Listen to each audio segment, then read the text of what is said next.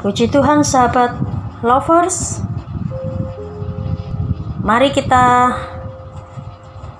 menyimak berita dari kisah hidup Lydia Larekeng, pindah agama dan jadi lesbi, hamil dalam penjara. Bagaimanakah kisah Lydia Larekeng?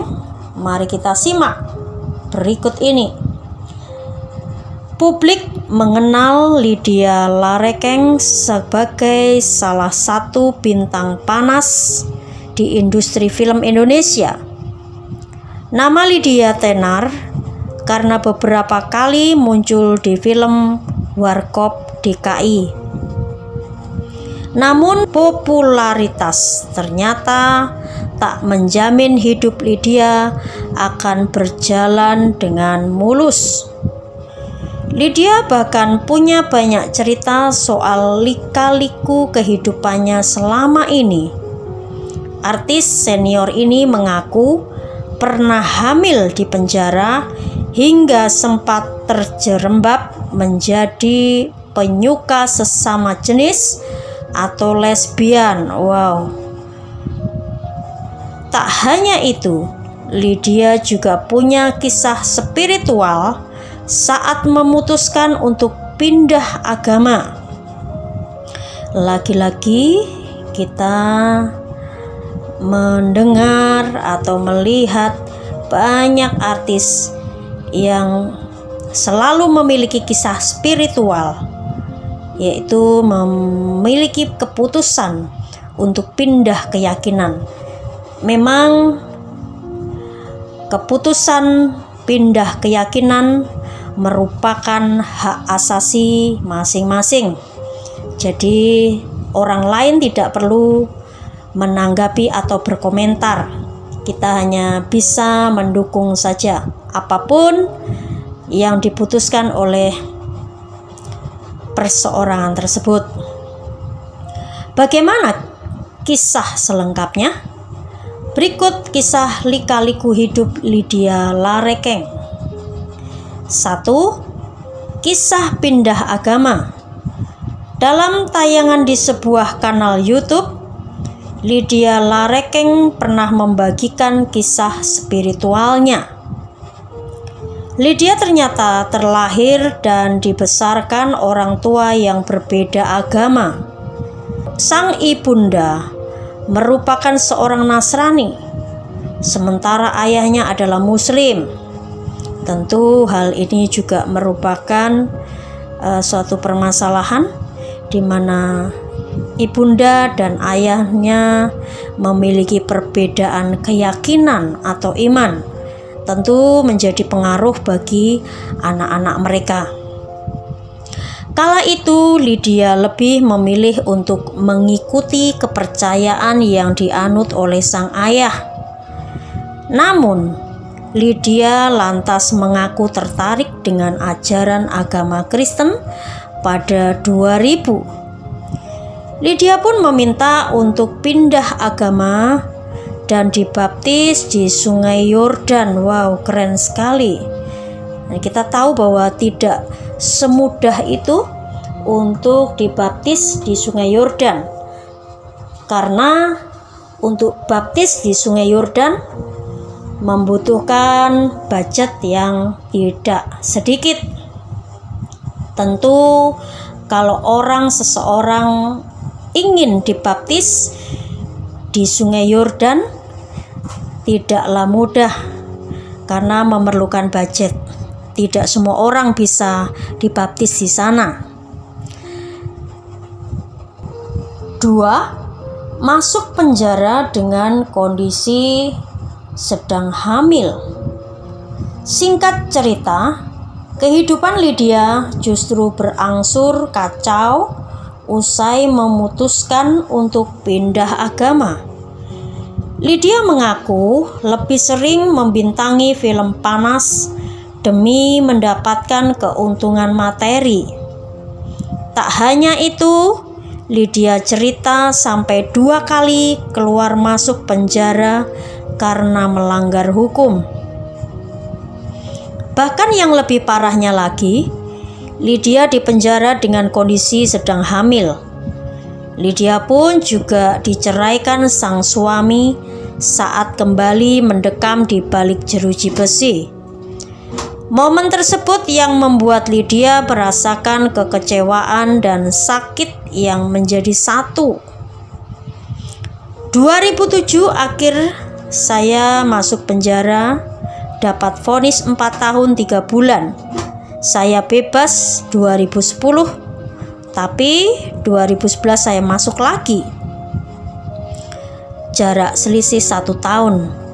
Tapi pas di penjara, saya dalam keadaan hamil. Wah, itu tentu bukan hal yang mudah untuk secara psikis ya, bahwa kondisi hamil tentu diperlukan kenyamanan buat sang baby dan juga ibu yang hamil. Dan kondisi ini terlalu berat dirasakan oleh Lydia.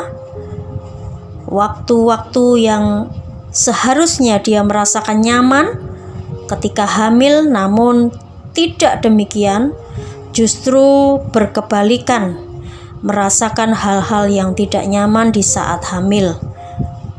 Dan saya diceraikan oleh suami. Ya, keadaan sudah hamil di penjara, diceraikan pula. Ini sama seperti sudah jatuh ketiban tangga. Cerita Lydia Larekeng dikutip dari YouTube. Sakit banget itu rasanya. Ya, tentu pasti itu sakit banget. Semua rasa, ada kecewa, sakit jadi satu sambungnya. 3. Terjerembab di jurang penyuka sesama jenis. Lydia Larekeng yang masuk penjara dengan kondisi tengah berbadan 2 mengaku sempat putus asa. Ya, tentu jelas kita tahu bahwa di kondisi yang sangat-sangat sulit dan mengalami masa-masa yang sulit, ini merupakan bukan hal yang gampang diterima oleh siapapun. Kekecewaan itu semakin membesar lantaran Lydia juga ditinggal cerai sang suami kala di penjara. Yang seharusnya suami memberikan support di saat mengalami musibah seperti ini, namun tidak dialami oleh Lydia. Sang suami tidak mensupport, malah meninggalkan di saat-saat kondisi yang kurang baik. Momen tersebut yang akhirnya membuat kehidupan Lydia semakin terjerembab ke jurang yang gelap. Ya, tentu kalau orang tidak kuat iman, maka akan semakin terpuruk, tidak akan bangkit, malah terpuruk karena merasa bahwa dirinya tidak dihargai lagi dan tidak dibutuhkan, sehingga itulah yang membuat dia memutuskan kembali ke jerembab jurang yang gelap. Bahkan Lydia sampai memutuskan untuk menjalani kehidupan sebagai penyuka sesama jenis atau lesbian. Ya, pasti keputusan ini karena ada beberapa faktor yang menyebabkan Lydia terjerumus di dalam penyuka sesama jenis, karena faktor yang dialaminya adalah ketika dia di dalam hal yang tidak mudah untuk dijalani, justru sang suami malah meninggalkan, tidak memberi support. Inilah yang pastinya keputusan diambil oleh Lydia Larekeng. Akhirnya saya kembali ke kehidupan LGBT, menjadi seorang lesbian. Saya menjalani kehidupan seperti itu. Saya asik dengan kehidupan seperti itu, ujar Lydia. 4. Jalan menuju taubat. Masa-masa sulit selama berada di penjara ternyata membuat seorang Lydia Larekeng akhirnya memilih taubat. Kondisi kesehatan Lydia kala itu juga memburuk akibat ginjal yang terpaksa diangkat karena rusak dan bernanah. Wow, sangat kita kasihan apa yang dialami oleh Lydia. Lydia lantas merasa begitu dekat dengan Tuhan saat kondisi kesehatannya kian memburuk. Ya, puji Tuhan kalau Lydia segera menyadari akan apa yang diperbuatnya itu salah di mata Tuhan dan itu merupakan perbuatan yang berdosa, sehingga harus meninggalkan hal-hal yang tidak benar di hadapan Tuhan. Tuhan menghendaki supaya manusia itu tidak berlarut-larut dalam dosa, tetapi Tuhan merindukan ciptaannya itu kembali kepadanya, yaitu bertobat dan kembali menyadari akan kehidupannya yang penuh dengan dosa dan mengakui segala dosa dan kesalahannya supaya Tuhan mengampuni. Karena kita tahu bahwa Tuhan Allah yang mengampuni, Tuhan yang Maha Pengampun, akan mengampuni setiap orang yang berdosa. Ciptaan Tuhan yang berdosa akan dapat diampuni oleh Tuhan ketika orang tersebut segera bertobat dan segera menyadari akan kesalahannya. Selama berada di penjara, Lydia berusaha menjadi lebih baik dengan memberikan motivasi untuk ibu-ibu yang terjangkit HIV. Ya, puji Tuhan, Lydia ternyata tidak sekedar dia bertobat, tetapi juga memberikan motivasi kepada ibu-ibu yang terkena penyakit HIV. Tentu orang-orang yang terkena penyakit HIV, mereka pasti juga memiliki masa lalu yang buruk, yang bergonta-ganti pasangan, sehingga orang tersebut terjangkit HIV.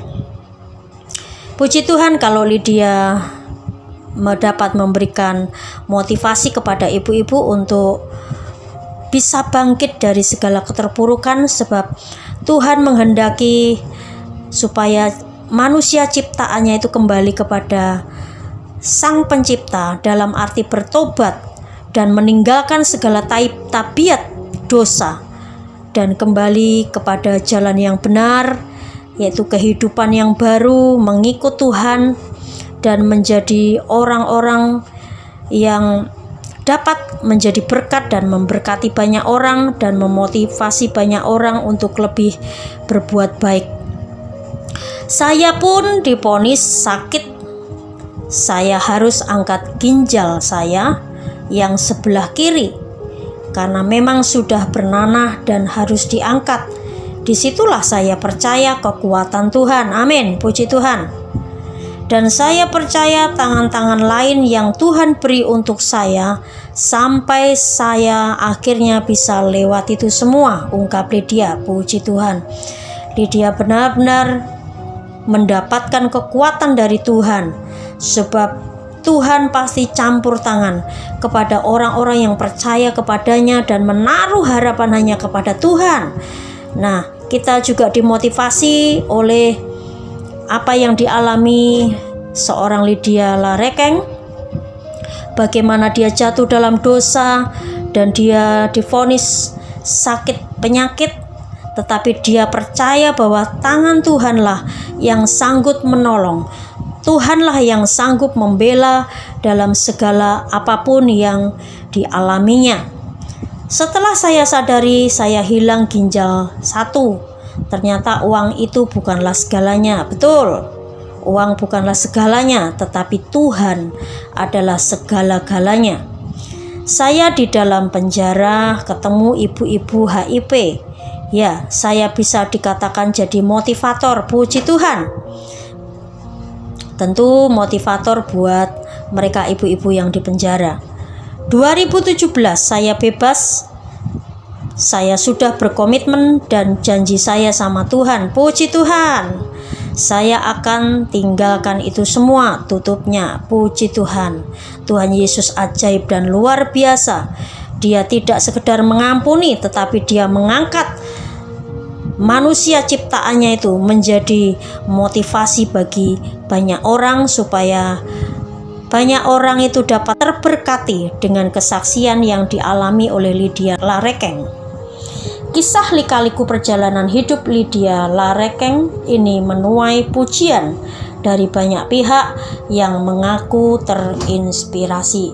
Ya, sudah barang tentu sahabat lovers bahwa kehidupan Lydia Larekeng yang begitu kelam, banyak kisah-kisah yang tidak enak, dan bahkan juga mengalami trauma yang begitu luar biasa, ya, karena ditinggalkan oleh suami di saat-saat dia membutuhkan kasih daripada suami, tetapi suami meninggalkannya dan tidak seorang pun yang mau mendekatinya atau bahkan menghargai atau menghormati. Bahkan juga dia sempat divonis oleh dokter, yaitu mengalami sakit. Dan ini merupakan hal yang tidak mudah dialami oleh Lydia Larekeng.